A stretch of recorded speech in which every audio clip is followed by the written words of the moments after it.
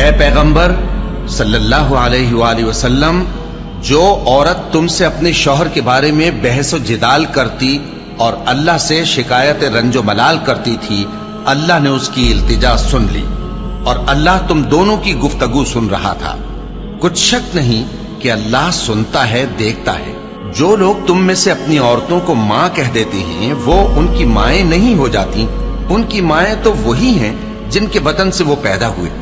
بے شک وہ نامعقول اور جھوٹی بات کہتے ہیں، اور اللہ بڑا معاف کرنے والا ہے، بخشنے والا ہے۔ اور جو لوگ اپنی بیویوں کو ماں کہہ بیٹھیں پھر اپنے قول سے رجوع کر لیں تو ان کو قربت سے پہلے ایک غلام آزاد کرنا ضرور ہے۔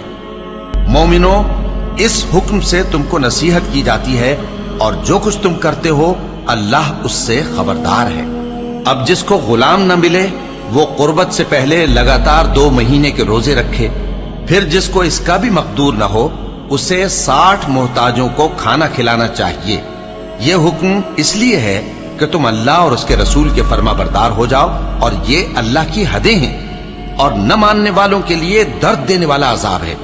صحابی ہیں اوس بن صامت، انہوں نے اپنی بیوی کو طلاق دے دی۔ ایک طلاق تھی جاہلیت کی جس میں یوں کہا جاتا تھا تو میری ماں کی طرح ہے، تو اس پر طلاق ہوتی تھی جاہلیت میں۔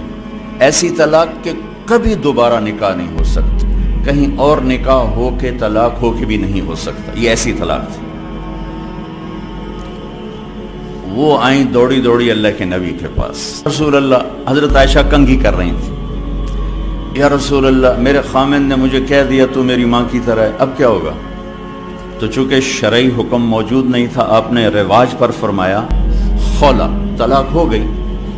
کہ یا رسول اللہ آپ نظر ثانی فرمائیں، انہو ابو ولدی وحب الناس الی، وہ میرے بچوں کا باپ، ہماری آپس میں بہت محبت ہے، اس نے غصے میں کہہ دیا ہے۔ تو آپ نے کہا حرمت علیہ خولا، طلاق ہو گئی۔ ان کا یا رسول اللہ اکل مالی وافنا شبابی ونثرت له بطنی وتفرق اہلی، یا رسول اللہ میرا بڑھاپا آ چکا ہے، میرے ماں باپ مر چکے ہیں، میرے چھوٹے چھوٹے بچے ہیں، میری جوانی ختم ہو چکی ہے، مال میرے پاس کوئی نہیں، اگر یہ طلاق ہوتی تو میں کہاں بیٹھوں، مجھے کون سہارا دے؟ تو اب چپ ہو، چونکہ وہ منوانا چاہتی، ابھی وہی کوئی آئی نہیں، آپ نے قانون ماحول رواج کے مطابق فیصلہ دے دیا ہے، تو آپ خاموش ہو گئے۔ حضرت عائشہ کنگھی فرمائی، اللہ اکبر۔ جب اس نے دیکھا کہ آپ چپ ہو گئے تو کہنے لگی اچھا آپ نہیں سنتے، میں آپ کے رب کو سناتی۔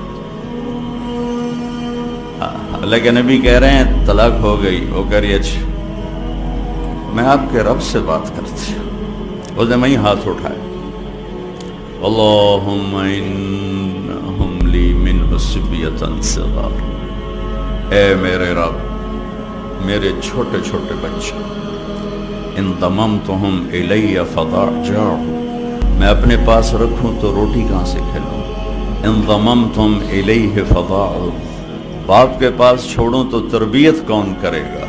یا اللہ اب ذرا غور کے، یا اللہ اپنے نبی کی زبان پر میرے حق میں فیصلہ اتار۔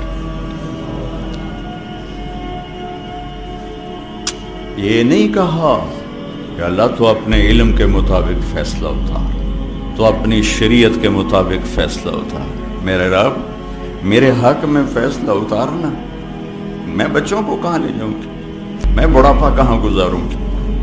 تو ایک دم اللہ کے نبی پر وحی، تو جب وحی آتی تھی اب پسینہ پسینہ اور آنکھیں بند ہو جاتی تھی۔ تو حضرت عائشہ نے کہا خولا خولا، چپ کر چپ کر، وحی آ گئی وحی آ گئی۔ خولا نے جب دیکھا تو اور زور سے رونا شروع کر دی، کس بات پر؟ کہ پتہ نہیں میرے حق میں ہے یا میرے خلاف ہے۔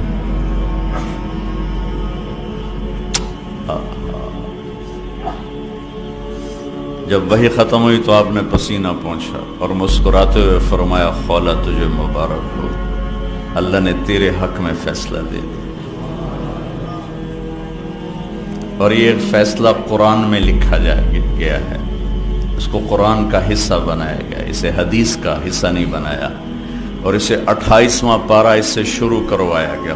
28واں پارہ سورہ مجادلہ، نام ہی مجادلہ رکھا، مجادلہ جھگڑا کرنے والی عورت، جھگڑا کرنے والی، اللہ کے نبی سے جھگڑا نامی مجادلہ ہے۔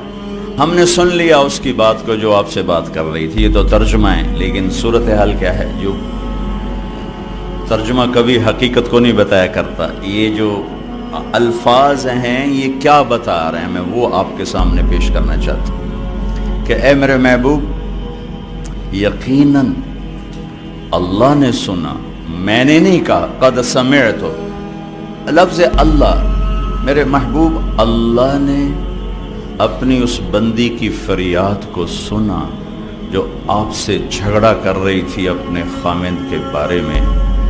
آپ انکار کر رہے تھے، وہ اقرار کروا رہی تھی، اور اس عدالت میں میں بھی موجود تھا، اور میں نے یہ فیصلہ اپنی بندی کے حق میں کر دیا اور اس طلاق کو ختم کر دیا اور اس کا جرمانہ رکھ دیا کہ غلام آزاد کرے اور بیوی حلال ہو گئی، یا مسکینوں کو کھانا کھلائے یا روزے رکھے بیوی حلال ہو گئی۔